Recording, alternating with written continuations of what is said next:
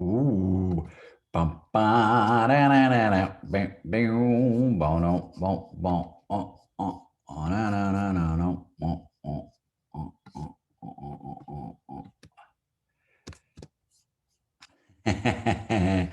yeah, yeah, yeah. Oh, oh, oh, oh, oh, oh.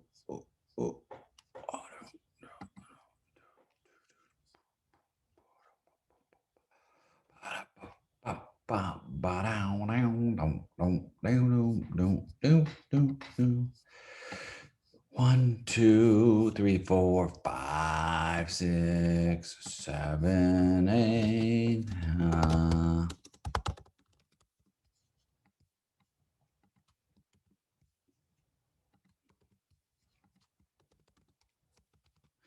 New episode.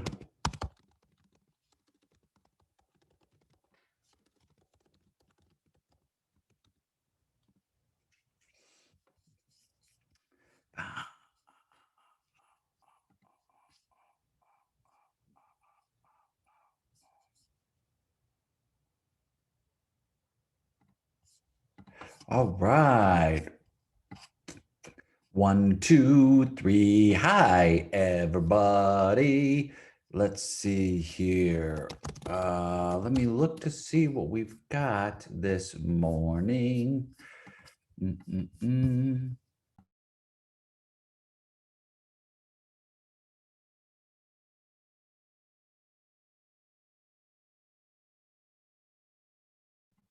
Right. Welcome, welcome, welcome. Happy Tuesday. Ask me anything about improv. Brand new episode.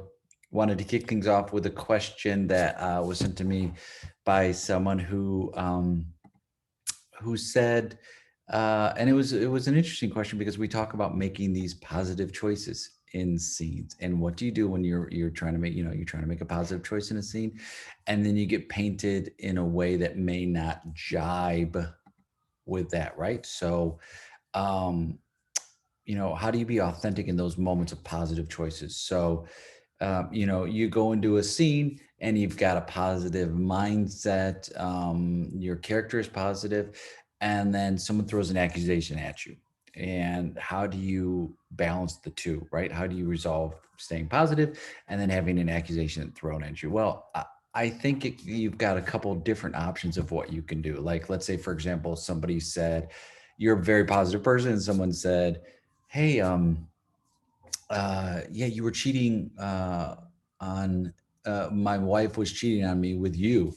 If you're a positive person, you can take that opportunity to kind of make yourself look like the villain and say, oh yeah, absolutely, she was saying that she was having a, just wanted some excitement in her life, and I decided to give her that excitement. And we have just been extremely happy. You can make a choice to care about that person and be positive while they want to react how they want to. So, for example, if they're angry, your positive choices are going to make them angrier, and their anger will make you more positive. So you don't drop your thing, but instead you try to incorporate it. And that's the fun challenge. You try and incorporate that into the scene. So if somebody's yelling at me and getting angry, then that's going to make me happier. See, you finally feel something. Look at you feeling again. My work here is done. Um, yeah, it's a lot more fun to accept the accusation rather than push against it. So even though you're making a positive choice in the scene, you and meaning you can be a positive person. If you get that accusation thrown at you, accept it and then use it. And somebody, you're very positive, and somebody accuses you of something, and it's like, um, you can still have that positive mindset in that scope. So it's really like, that's the moment, and how you see the world. You see everything as positive. So no matter what is thrown at you, it's always going to be positive, which will go counter to like what happens in regular life a lot of times. So I'm a big fan of just like, yeah, I'm going to accept it and I'm going to move on. And I can still be positive in that situation, even if it's a negative situation, if that makes any sense. Being cheerful at a funeral, that conflict right there is a lot more fun than the conflict between characters. So an inner conflict or a conflict at the situation, I think, is super fun to play. everyone's super sad, and you're there and you're just very happy. And you're like, but he lived or she lived. Wow, what a full life that they lived, which we do know people like that. In whatever is happening, they are always going to be positive. You're up to your neck in quicksand and that it looks like you're a goner, and you're like, wow, look at this view from the nobody dies of quicksand, and that's something. Look at this, we're doing it, we're experiencing it. So yeah, that was a great question, and it made me think about, like, how can you still maintain that positive mindset and what's happening in the world that you're in that situation.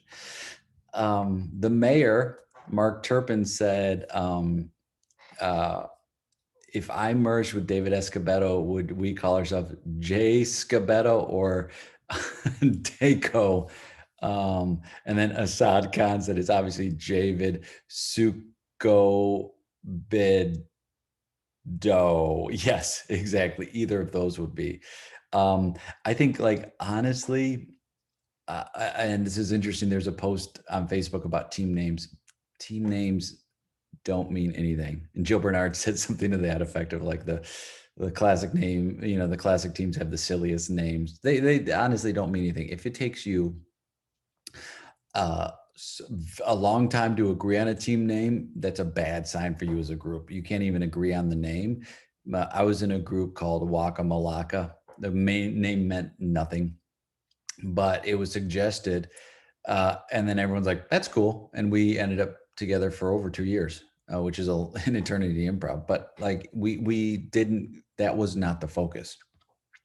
We didn't create spreadsheets and everyone put five by Tuesday. Everyone's got to put 5 names into the spreadsheet, and then we're going to vote, and we're going to whittle those down to our top 15. And then of those, I want you to rank them. Like, it makes it very complicated. So I would say the name doesn't really matter. What, Mark, if I merge with David, whatever he would suggest, I'd be like, that sounds cool. Yeah. So I I just have a very strong opinion about names in improv groups. It doesn't matter. It does. Same with, like, any music. It doesn't really matter if you're at a loss for a name and you've got a group of 4 or less in it. Just go by your first or last names. Be like, hi, we're Terry, Cheryl, Assad, and Dave, and we're having improvised for you.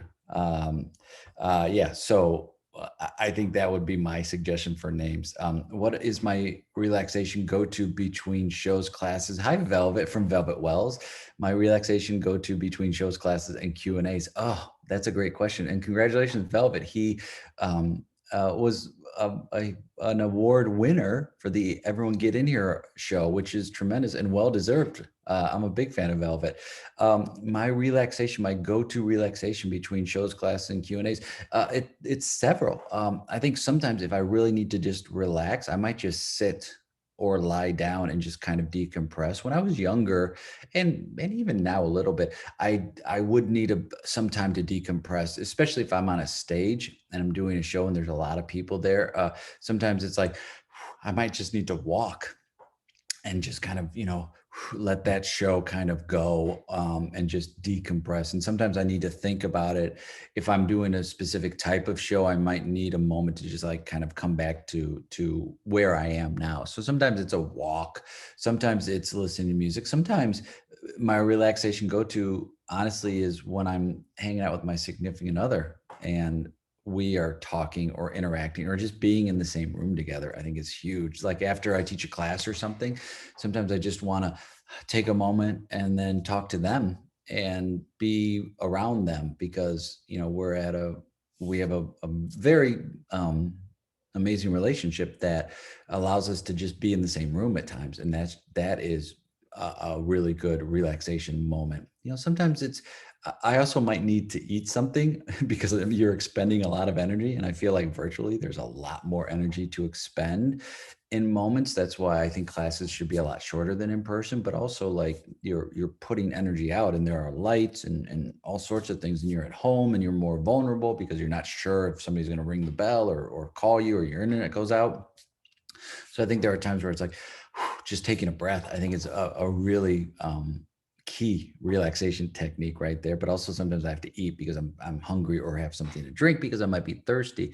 I do like walking and getting outside, and I'm lucky to live in Los Angeles where it is nice out, so I can go outside most of the time, and that really helps too. So yeah, I think that's some of my like go-to relaxation things that I like to do. But in the chat, please, Velvet, what are some of yours? And whoever's watching as well, what are some of your relaxation go-to when you're in between shows, classes, and Q&As? If it's something where I'm like doing back-to-back things, I might not have time to relax in between each one. So like I might have a lot of time, so I might just like close my eyes, or I might just breathe, or I might do the, it's the senses. There's like a 5, 4, 3, 2, 1 as far as like getting in touch with your senses. And it's like, what are 5 things you can see? Uh, um, it is, what is the other one? I'm looking up now. It's like, and this also helps with coping with anxiety, which I think is great. So it's like, what are 5 things you see around you? Like, oh, there's a pen, there's a spot on the wall. There are the blinds right there. There's a cup, there's a book. What are 4 things you can touch is the next one. So it's like, oh, I can touch my chair, touch my head, I can touch this door, I can touch this wall. What are 3 things you can hear? It's like, oh, I can hear myself, I can hear outside.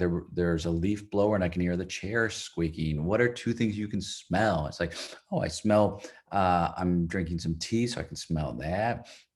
I can also smell that there's some like disinfectant. And then it's what's one thing you can taste. You go, oh, I just had a bagel, so I can taste that. So I think that's another way to very quickly, to be honest with you, very quickly kind of center and relax right there. Yeah, so thank you for that. That's really great. I really appreciate that question right there. Um, Matt Dunaway. Hi, Matthew Dunaway. Matthew Dunaway, a great actor and improviser out of Chicago. It's great. I love following Matthew on Facebook and catching, like, I feel like I've watched his family and his daughter grow up on Facebook. So that's really good to see. She's a great soccer player or football player. Matthew says, I once saw Jagodowski do a scene at a casket as 2 young kids wanting to touch the body and giggling, smiling throughout. It was lovely, positive. Yeah, Matthew, that's a great point. It's like, and TJ's the king of playful mischievousness in situations where you shouldn't be. And I think that's so fun to do in improv, is make illogical choices, make the wrong choices. To me, a scene like that is going to suffer if somebody comes in and says, children, stop doing that. Unless that person comes in, says, stop doing that, and then leaves to allow them to do it more. But yeah, I think it's really great. It's like making just positive, playful choices. And especially now with what's happening in the world, I cannot emphasize that enough. Make positive, silly, playful choices here. And then allow people to join you, and don't yuck their yum, as my friend Jill Eichman out of Leela says. Don't yuck their yum. Like, and that's the whole point of improv, is to build this stuff together. So anytime anybody like denies someone or says don't do that or something like that, it hurts me, because I'm like, no, if you do stuff together, it's so much more fun. Velvet, 4 or less will be my next solo group name. I love that. Yeah, please do. Hey, Nathaniel Montgomery. Hi, buddy. Tandy Funny. That's really great too. Hi, Marty Cohen. Yeah, Marty Cohen just said he took a great workshop from Velvet, and that's high praise, because Marty takes a lot of workshops, and it's great to see somebody have so much joy for improv. And when he says it was great, like, that's a huge compliment. So yeah, Velvet, I mean, Velvet's the best. Velvet is just the best. He's super fun to play with, but he plays with such musicality. He's good at musical improv, but he just plays with such a musicality in his style, which I find fascinating. So I just had a ball when we played together. I can't wait to do it again, Velvet. Siddhartha, oh, speaking of someone who's also an Everyone Get In Here winner, it was a great festival. It's called, it's called Everybody, Hey Everybody Get In Here. And it is exactly what improv to me should be, which is inclusive, and everybody come in, bring yourself here. Let's play with you. Don't try to make it bland so everyone's the same. To me, that's not group mind. Group mind is not like we're all the same. It's more like we're a symphony and we play different instruments, but we're playing the same song. So it's like, bring that side of you to this, and everyone get in here because there's room for all of us in improv. Even the improv that I don't personally like or ascribe to, there's room for it as well. There's always an audience for any type of improv. And the fact that anybody knows about improv, kudos. Um, so Sidar says, what inspires your creativity outside of improv? Oh, honestly, everything. I'm not kidding. Everything inspires. And I look at everything as like, not like I can use it for improv, but just more like inspiration. And, walking around, there's a great state of being of walking around with new eyes.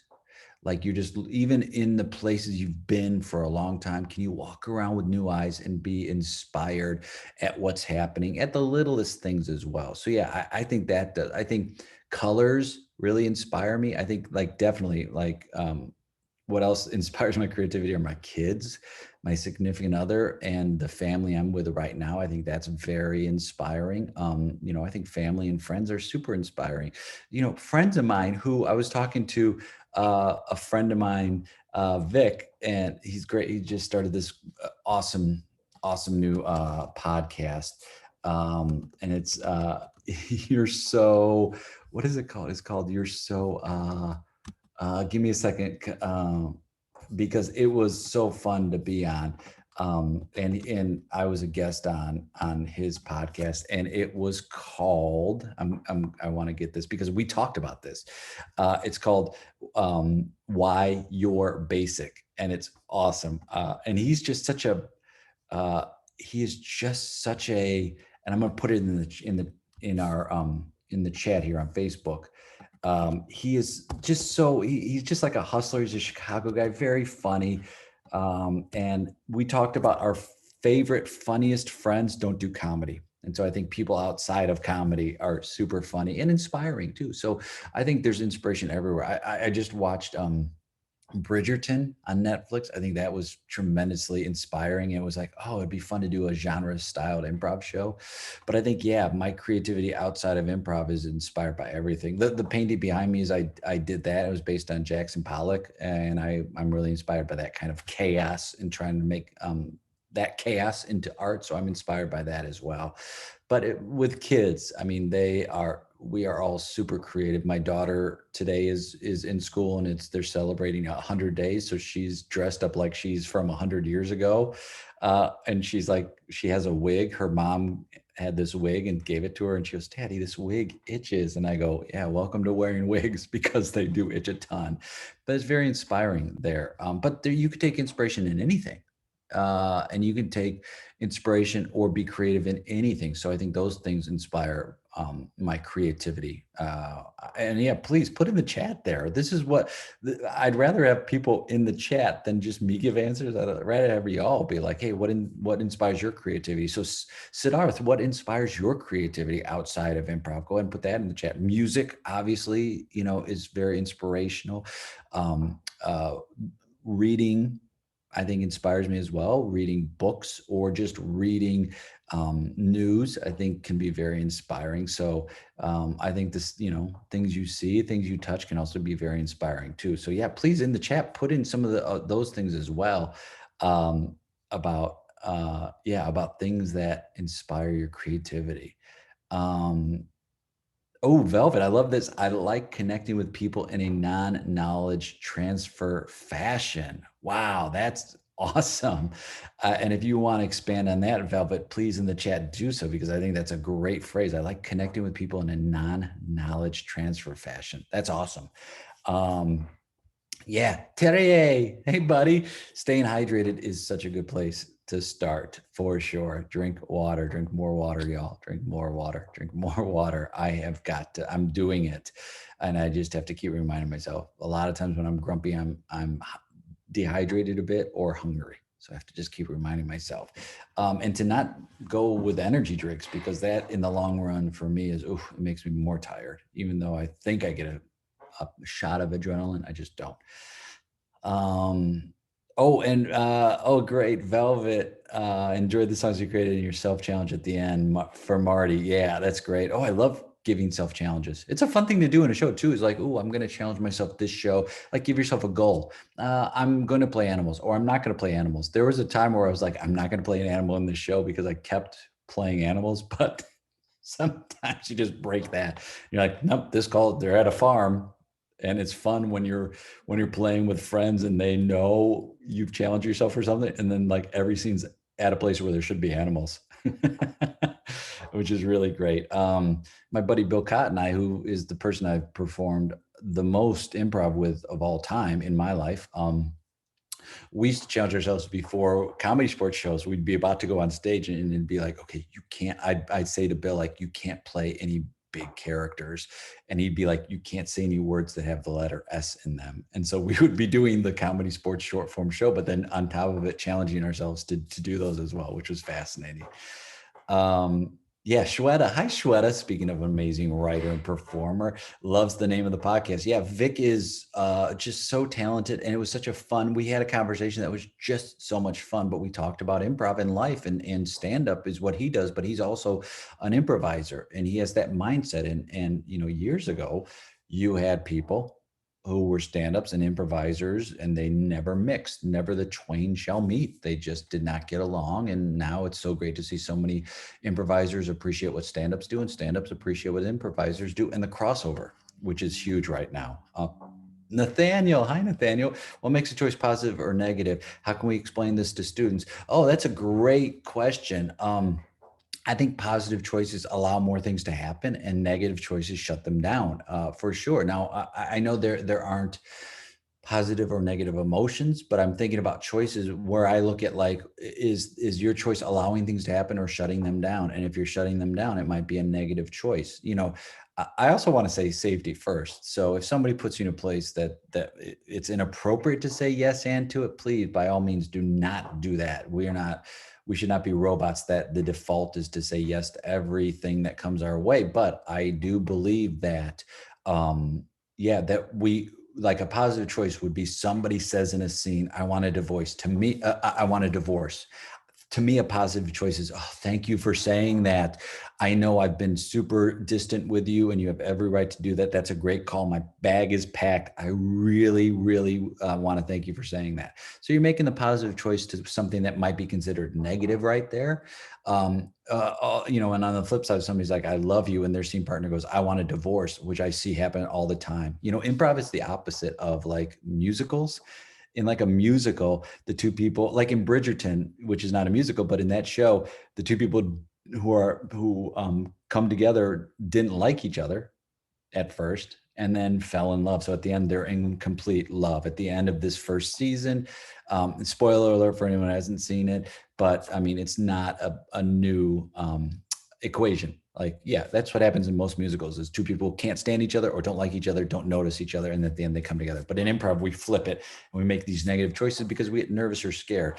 I also think a negative choice is like putting your scene partner in a situation that is like makes them uncomfortable, is a negative choice right there. So I think if you make more positive choices, and that includes, like, before you say no, how could it work? If we set each other up to look good and put people in positions to succeed, there won't be anything inappropriate that's done in a scene because you're aware of your partner. And you've now, it's like you've had the talk, a boundary discussion. And as a teacher, if you're teaching a class, you have that at the top of the class, or if you're in a group with people, you have that discussion amongst your teammates to say what's appropriate and what's not for us. And then you abide by that.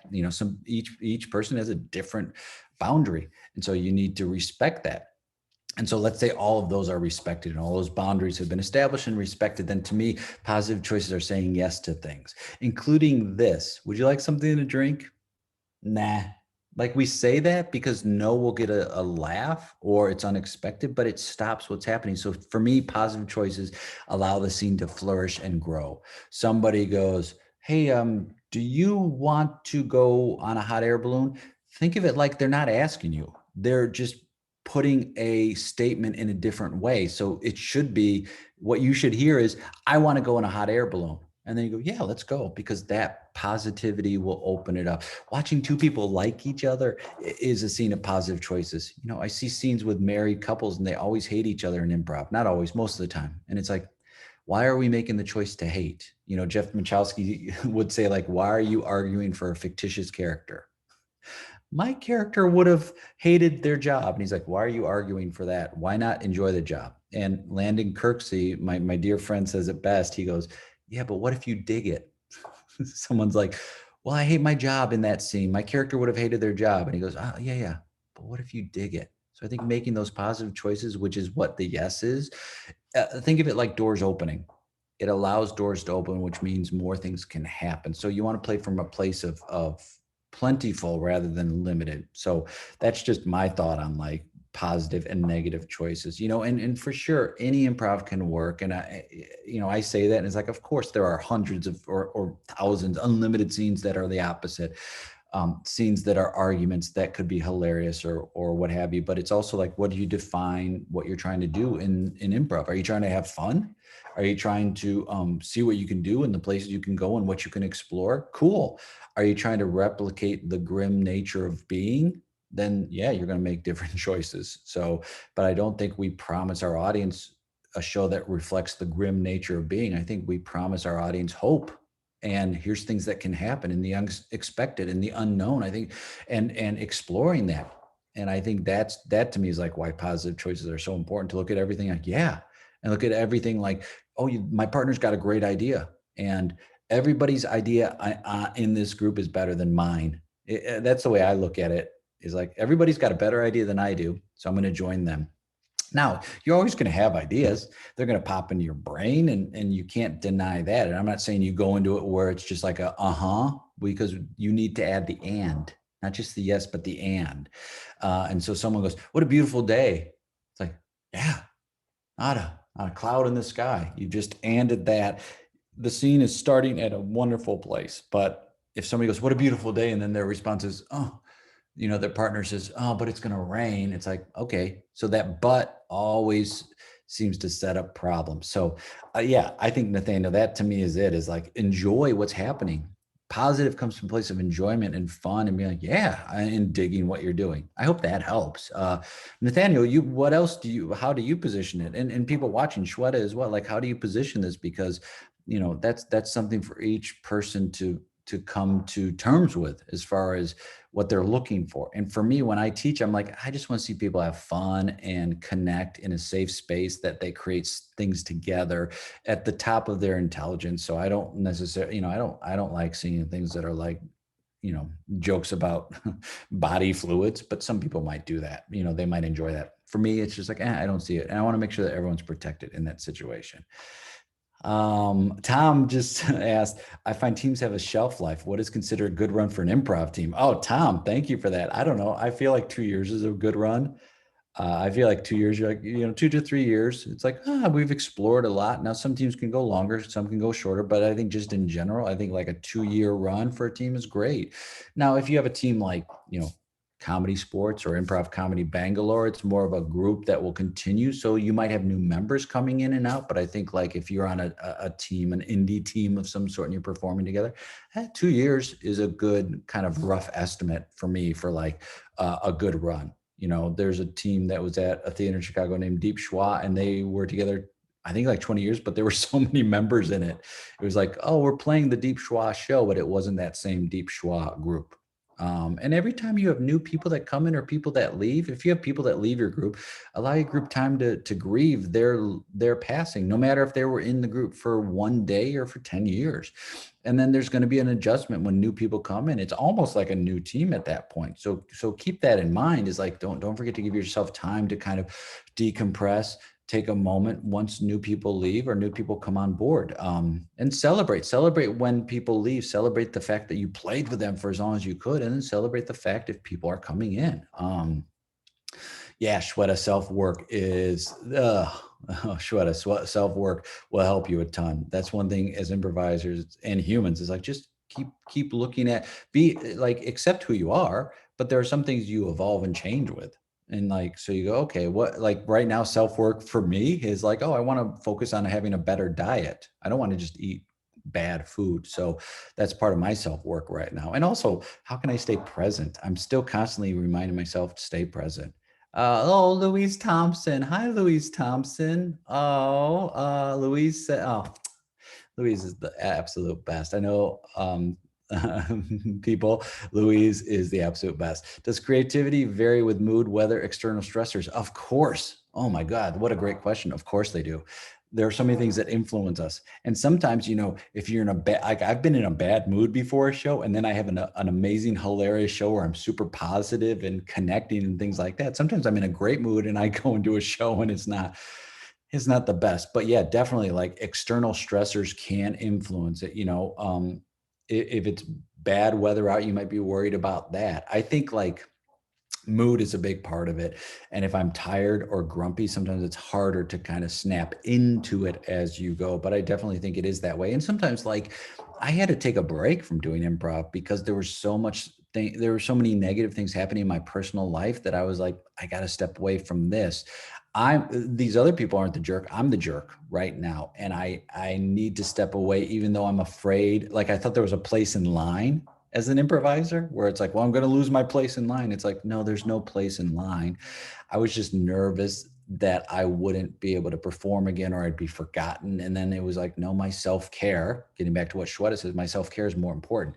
So those external stressors that were happening really did affect my play. And there was a while where it was like, I was playing as like sarcastic and at one point and kind of mean, I think, and still people would like I would get laughs, but I didn't feel good about it. I didn't feel good going in the show. I didn't feel good leaving the show. And so yeah, I think like the creativity does vary. Sometimes, it's strange. Sometimes creativity, you get more creative the worse mood you're in, sometimes not. Sometimes you're in a great mood and can't be creative. It's just very interesting. There's a great book called Big Magic by Elizabeth Gilbert. She talks about ideas and inspiration and creativity, and I highly recommend that. I'm gonna put in the chat there.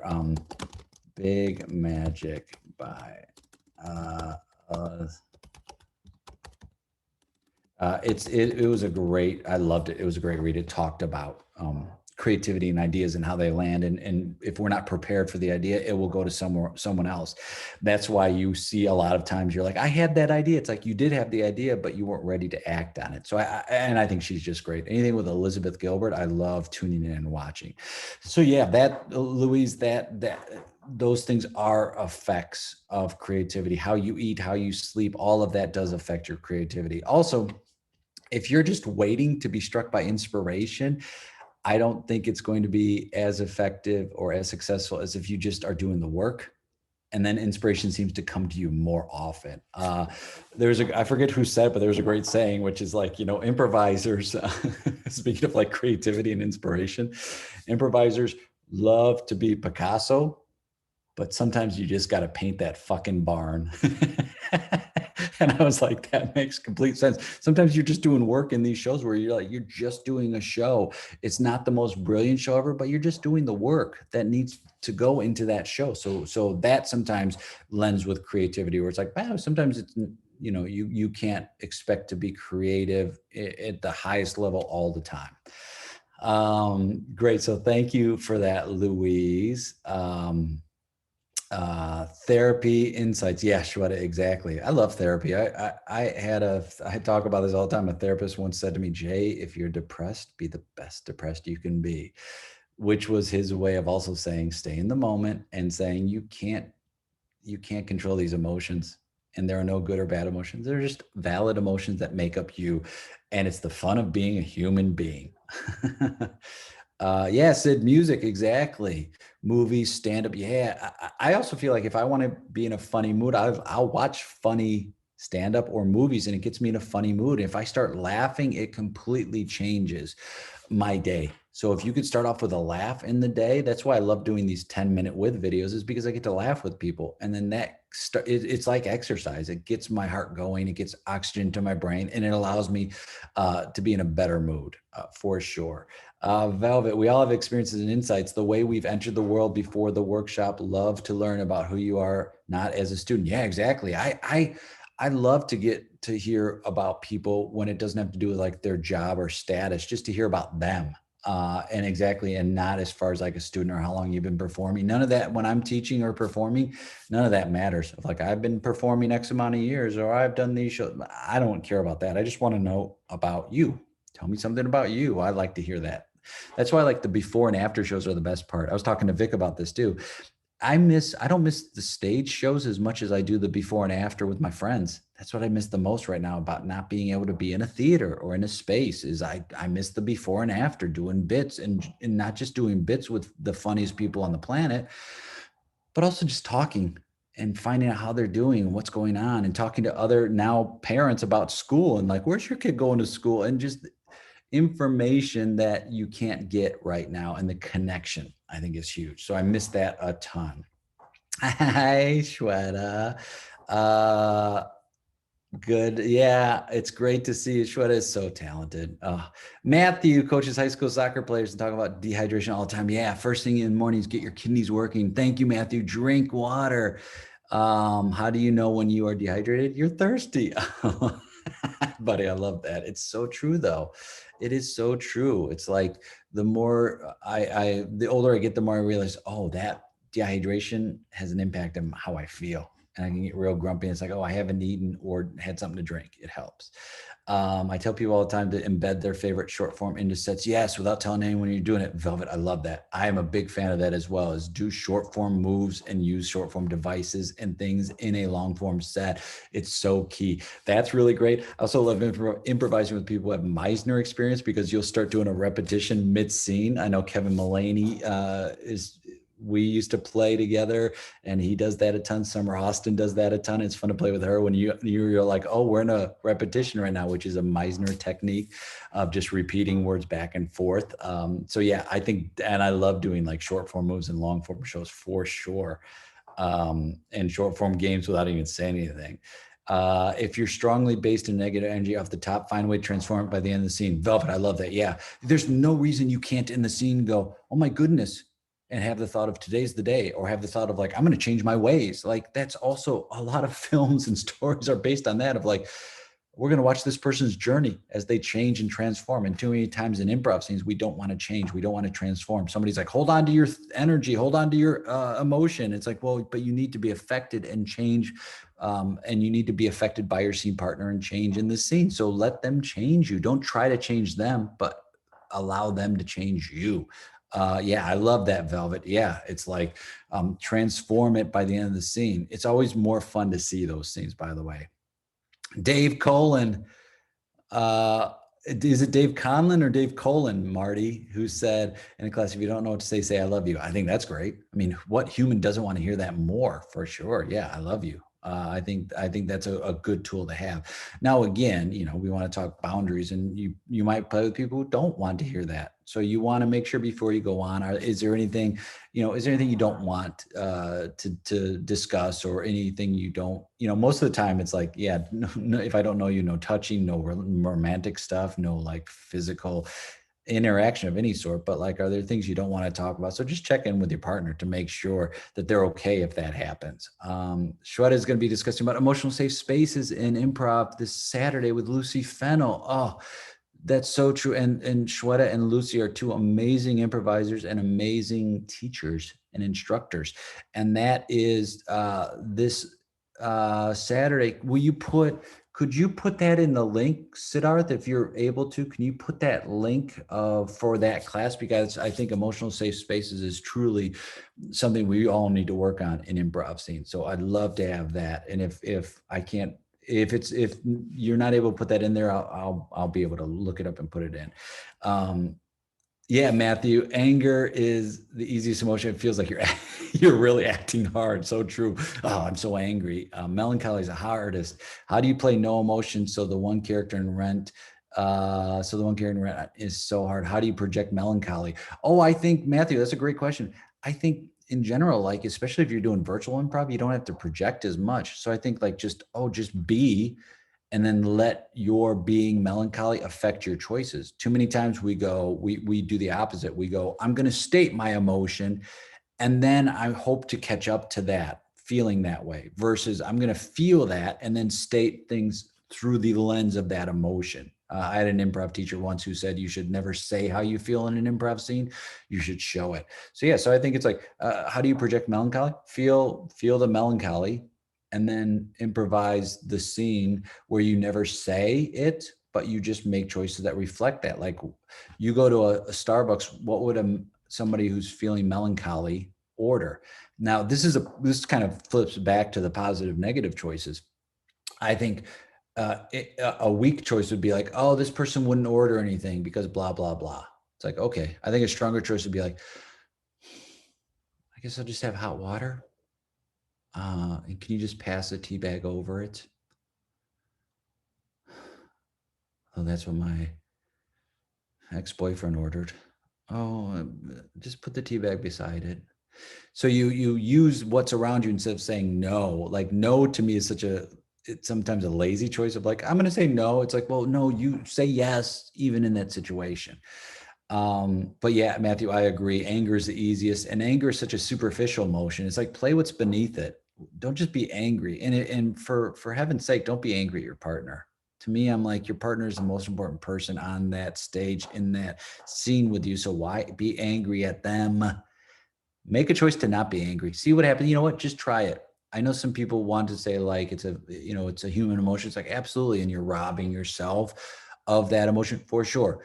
However, see what happens if you aren't angry for a month's worth of improv. Just try it. And you can always go back to being angry, but see what happens if in scenes you're not angry or passive aggressive, but instead you truly accept what's going on and you look at it from a place of being grateful and enjoying it. Just see what happens. And like I said, you can always return back to anger in scenes, but I just think it's so superficial. Same with sarcasm.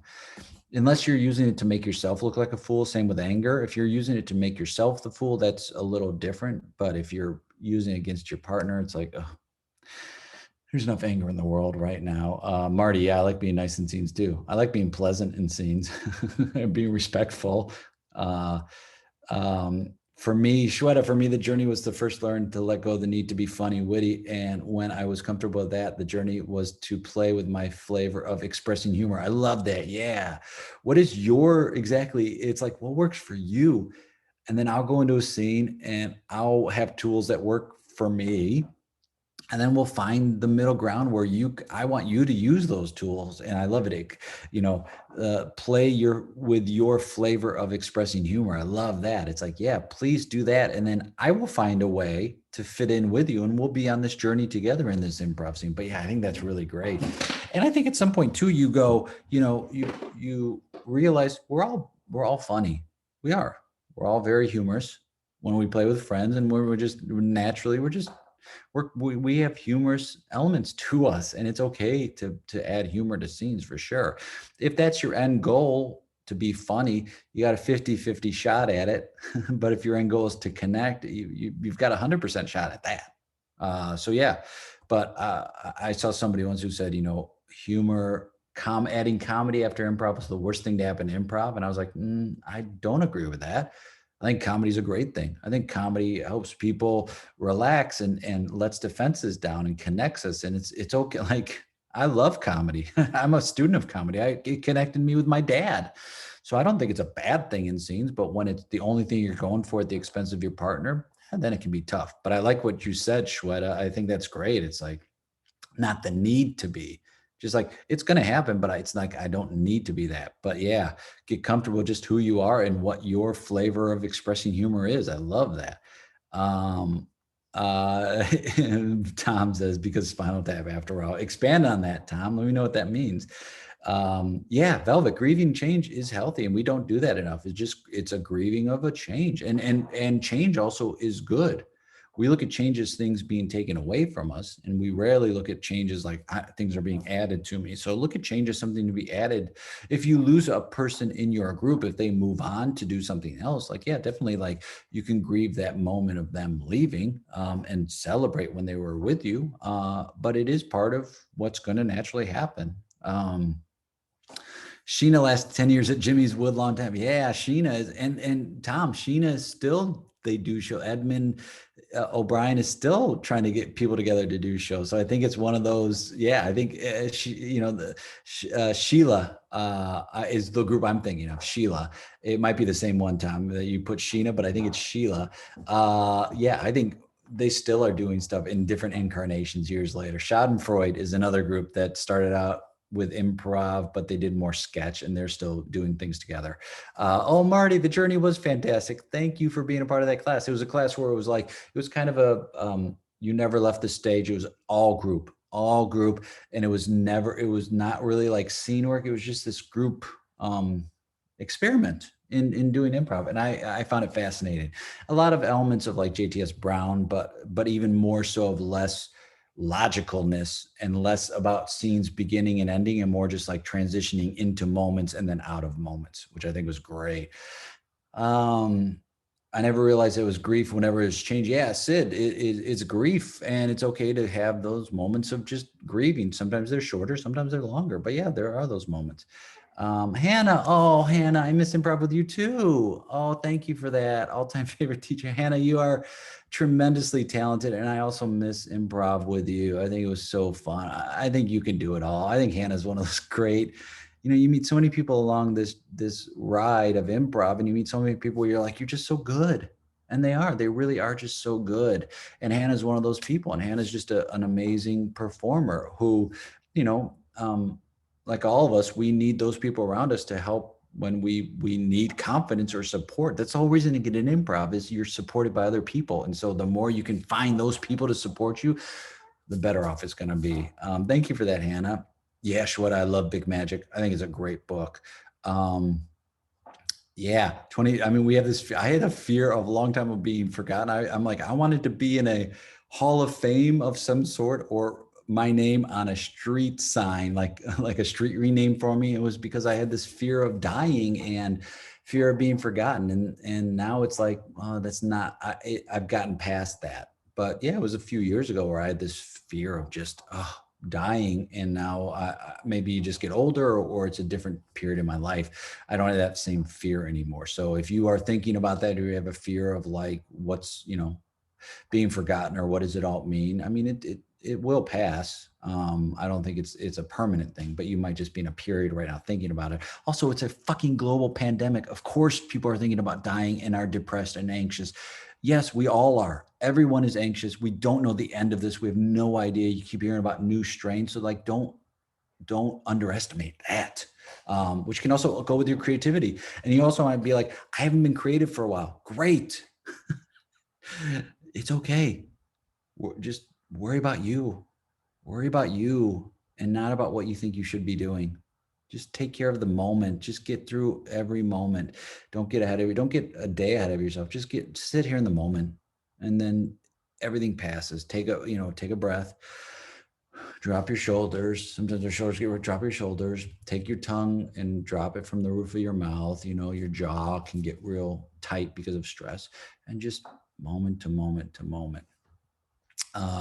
Bart Heard, hi Bart, miss you too, pal. Bart was in this great sketch group, Ectomorph. They played at a comedy club, the Improv downtown Chicago, and Comedy Sports.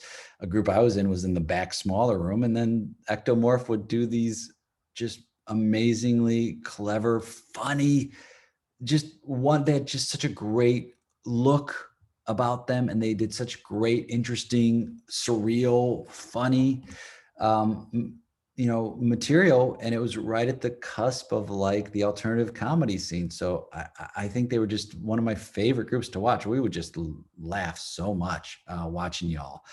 Worst improv experience I ever have. 20 years ago, I slapped somebody on stage, and I will never forget that. I in the face, because I thought it would be funny. I don't know what I thought, and it was just very inappropriate. And that was the worst improv experience for sure. I don't understand why I did it to this day. I still have no idea, but that was just a terrible experience. And I'm like, I'm never going to do that again. And he, never said anything about it. And so, it was it was somebody who I didn't know as well as other people I'd performed with, and it just was uncalled for. So that is the worst improv experience I ever had on stage. I'll never forget it. It was 20 years ago now, and I'm like, oh, I still regret it every moment, every day. Uh, yes, and Bart, please, let's do a Zoom call. I would love that, buddy. Let's do it. Let's do it. Rob Mello, why aren't I funny? But Rob, ask Stu. Ask Stu. He knows. Stu Harris has the answers to all of this. Oh, Sid, thank you for that. The link between, okay, the conversation between Lucy and Shweta. Thank you for that. Yeah, please take advantage of that, y'all. Brilliant. It's going to be a brilliant conversation. Feelings, words, body, facial expressions, emotions are technically only in your body. Thank you, Velvet, for that. Yeah, if you feel it, you don't have to say it and you'll just feel it. So really think of, the easiest thing for me is like, what's something that makes me feel that emotion? I'll think of it. If someone, in a scene points something out and gives me an emotion, or I take an emotion from that, that's cool too. But yeah, feel the emotion. Melancholic Starbucks flat white. It's so true, Bart. Age. Yeah, that too, buddy. Yeah, Bart Schadenfreude was great. Worry about, also enjoy you. Yes, Velvet, for sure. Yeah, Bart, it was that moment was just, I was, it was something was going on in my life personally at that time. And I can't even remember what it was, but there was definitely unhappiness. And I thought this will be funny. And then it just was like, what? Like, no, it wasn't funny. And it doesn't matter what I thought. It was super inappropriate. So yeah, I'm saying that so that people have an understanding of, like, there are times that you just make wrong moves. And if, I would never do something like that now. And I have the hindsight to look back and go, and I knew it at the time too, but like that shouldn't even be an option. Now, my friend Bill, who I talk about, Bill Cott, he and I have slapped each other on stage. We did one at the New Orleans Comedy Festival that Yvonne Landry ran, and we slapped each other. We just kept going back and forth. But I know Bill, and uh, you know, I've trained in stage combat, so I understand how to do that. But even if you're trained in it and the person isn't expecting it, it's not good. So that's a big distinction. Is like, know who you're playing with too. Bart, I don't think, no, I have not slapped you on stage. I don't think. Oh my goodness, I hope not. If so, I'm feeling even worse. But no, I don't think so. Unless somebody, no, there's no way.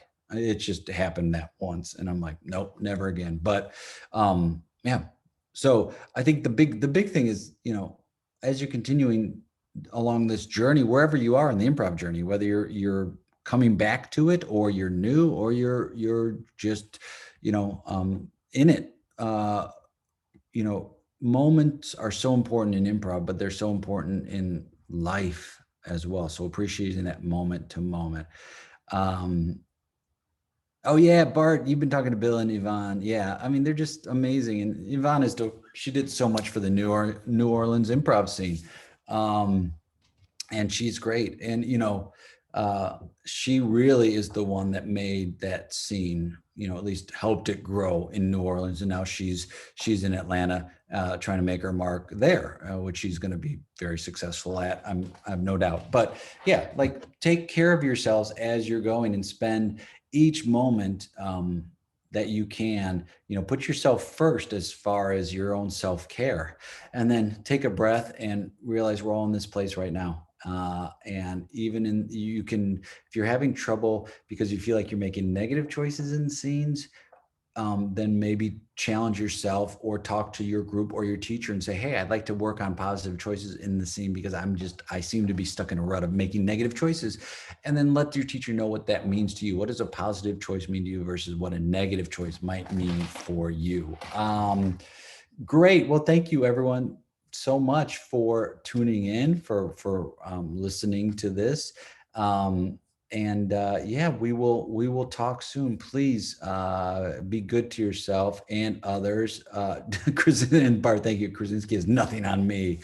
Thank you for that, Bart. Yeah, I think it's really important right now for us to spread the positivity as we go. So please be safe, support not just yourselves, but also if you can support live theater, check out some of these jams, check out some of these shows. Some of these theaters are hurting financially as well. So if you have the ability to donate to them, I know they'd appreciate it. Comedy Sports in Chicago just went all virtual now, so they're moving away from their space on Belmont and now they're going virtual. So we're adjusting, we're changing, but yeah, please take care of yourself and others. Like you said, Siddharth, and thank you, Marnoosh. Thank you so much for watching. Everyone, have a great day. Velvet, Marty, good to see everyone. Have a great day, y'all, and we'll talk soon. Okay. All right. Bye bye.